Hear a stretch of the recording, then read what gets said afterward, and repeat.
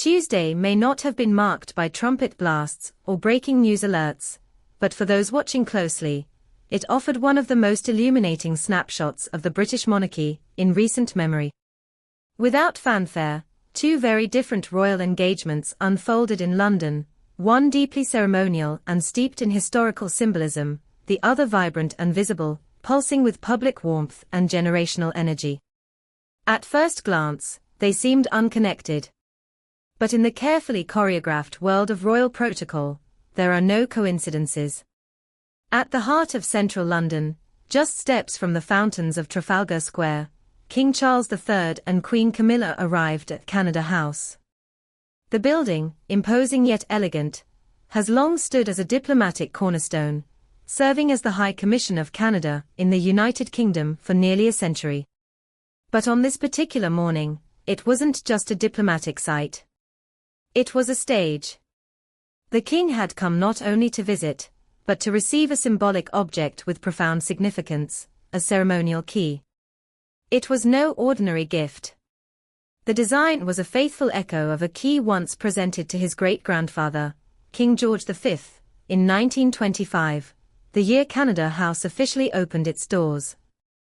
That original key was forged from Canadian bronze, silver, and nickel, a tangible expression of transatlantic unity and imperial cooperation. This new key, handed to King Charles nearly 100 years later, was both homage and prophecy. It marked continuity. But it also asked, can such bonds survive the political storms of the 21st century? Because make no mistake, the visit was more than ceremonial. It came just days before King Charles and Queen Camilla were due to depart for a high-profile state visit to Canada, their first since the king's accession to the throne. The optics were intentional. At a time when Commonwealth realms are openly questioning the need for a foreign monarch, as head of state, Charles's presence in Canada House served as reassurance. The crown remembers. The crown returns. And above all, the crown endures.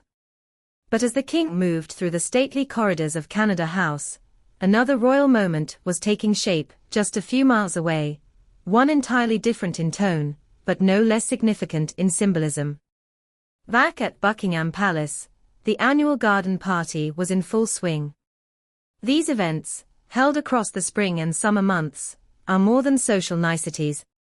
They are strategic. Carefully selected guests, teachers, NHS heroes, volunteers, innovators, are invited to the palace not just as recognition of service, but as living reminders of the crown's gratitude and relevance. And this time, the hosts were not the king and queen. Instead, leading the royal welcome were Prince William and Princess Catherine, joined by other members of the younger generation of royals. Their mission: connection, reassurance, visibility. William and Catherine are no longer junior players.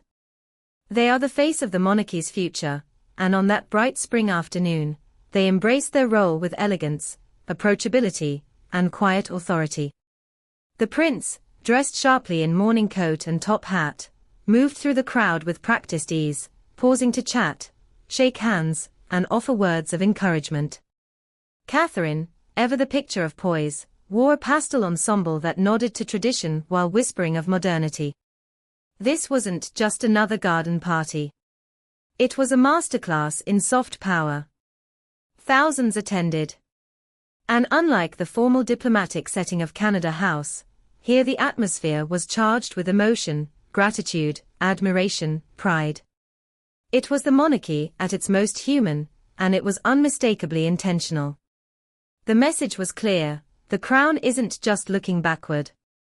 It's looking around. Royal insiders have confirmed that Prince William and Princess Catherine are now assuming a significantly larger share of public duties. This is not simply due to the king's health, though that has accelerated the timeline. It is also about strategy. Public trust in the royal family has faced headwinds in recent years, particularly in the wake of the Sussexes' departure, and ongoing societal debates about privilege and inequality. But polls show that William and Catherine continue to enjoy high approval ratings, especially among younger generations and women. A YouGov poll from March 2025 found that 68% of Britons view William favourably, with Catherine close behind at 65%. For a monarchy navigating a delicate balance between tradition and relevance, these numbers are more than reassuring, they are essential. And the setting? Equally revealing. While the king held court in a building that once symbolized empire, William and Catherine stood at the heart of the British home, greeting citizens who represent the very soul of modern Britain. Canada House and the Palace Garden. Marble and daffodils. Past and present. Ceremony and empathy. Even the seemingly minor detail of timing holds weight. Both events occurred on the same day. Both featured high-ranking royals. Both received formal coverage from the palace. That kind of overlap does not happen by accident. It is messaging, encoded in etiquette. There is a deeper tension at play here, subtle but inescapable. While the king represents the institutional continuity of the crown, William and Catherine embody its emotional survival. Charles leans into legacy. His son and daughter-in-law lean into transformation. This contrast is even more poignant when one remembers that Canada House was the scene of another royal milestone, one that marked not renewal, but rupture. In January 2020, Prince Harry and Meghan Markle visited the High Commission in one of their final appearances as working royals. They met with staff, toured an exhibition, smiled for the cameras. The next day, they announced they were stepping back from official duties. That visit, once a routine engagement, has since become a historical fault line, where the old model of royalty gave way to something uncertain. Meghan, who spent several years living in Toronto while filming Suits, had a strong personal connection to Canada. Their choice to visit Canada House before their announcement was symbolic, though few realized it at the time. Fast forward to today. King Charles returns to that same building, not to mourn a departure, but to reinforce a legacy. And as he does so, the younger royals draw thousands to the palace gardens, ensuring that the crown's story continues to unfold not just in marble halls, but in the hearts of its people. In this dual display, the monarchy reveals its true strategy, division of labor. Charles and Camilla handle the diplomacy, the constitutional gravitas, the weight of the past. William and Catherine step into the sunshine, reminding the public why the monarchy matters in the present, and why it deserves to exist in the future. This is not just about public duty. It is about survival. Behind closed doors, there is growing speculation that King Charles is quietly laying the groundwork for a long-term transfer of ceremonial responsibility. Not abdication, not yet. But transition. The sealed succession memorandum, drafted in the early days of his cancer treatment, has reportedly been updated multiple times. Sources close to the palace say that more responsibilities will soon be delegated to the Prince and Princess of Wales, including major events and official Commonwealth representation. The public won't be told directly. That's not how the monarchy works. Instead, the signs will appear in days like this Tuesday, in events, in symbols, in presence and absence. The question now isn't if the monarchy is preparing for its future. The question is, how soon? King Charles's upcoming visit to Ottawa will provide another opportunity to read the signals. Behind the handshakes and state dinners, eyes will be watching for more, which ministers will attend.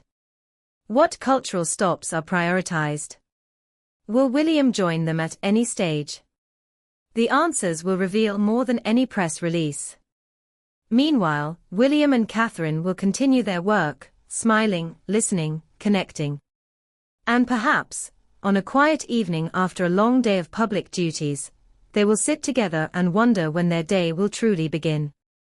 Because if Tuesday taught us anything, it is this: the future of the monarchy is not waiting. It is already here. In our next exclusive report, we follow the King's journey to Ottawa and decode the symbolism behind every stop, from the wreaths he lays to the people he meets. What happens next could shape not only the future of the Commonwealth, but the very nature of the Crown itself. Stay with us,